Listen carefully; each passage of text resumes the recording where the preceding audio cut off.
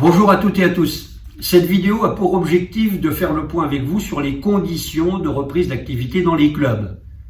En effet, bon nombre d'entre vous ont prévu cet été d'organiser des journées portes ouvertes, des tournois ou des manifestations diverses. Vous avez reçu beaucoup d'informations, quelquefois contradictoires. Elles ont pu générer des interrogations ou des interprétations. Il nous est donc apparu utile de refaire le point avec vous sur ce qui est possible ou non de faire, ceci avec un seul objectif, vous être utile et vous accompagner.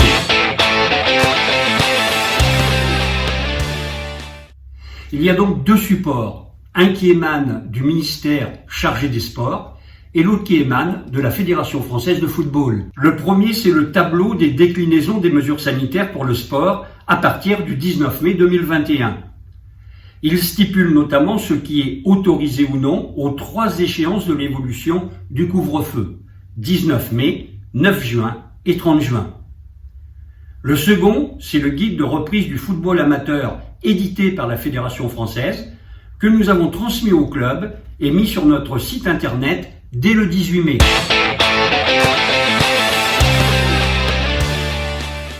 Il fixe les grandes lignes de la reprise, calendrier, mesures sanitaires à respecter, préconisations pour la reprise des activités et enfin, gestion du public et des activités.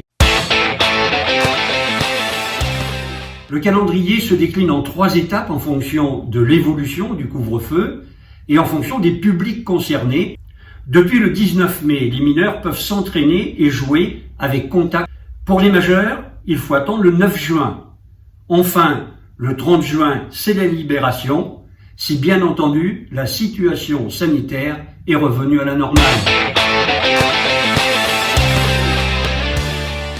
Le protocole fixé par la Fédération s'inscrit dans une démarche de santé publique et fait une large part à des mesures que nous connaissons et que nous appliquons depuis le début de la crise. Par exemple, la nomination d'un référent Covid, le respect du couvre-feu, le maintien des gestes barrières, la mise à disposition de masques et de gel, et enfin des protocoles de nettoyage stricts.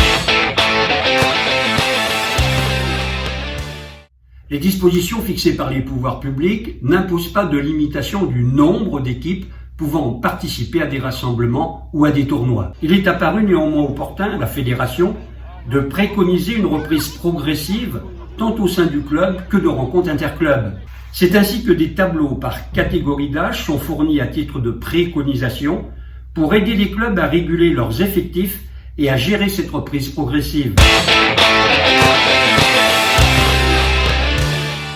Le guide fixe toujours, en fonction des 3 périodes, d'autres critères comme les jauges de spectateurs, mais également la restauration et la tenue des budgets. Ma position est claire et je donne 2 conseils amicaux au club.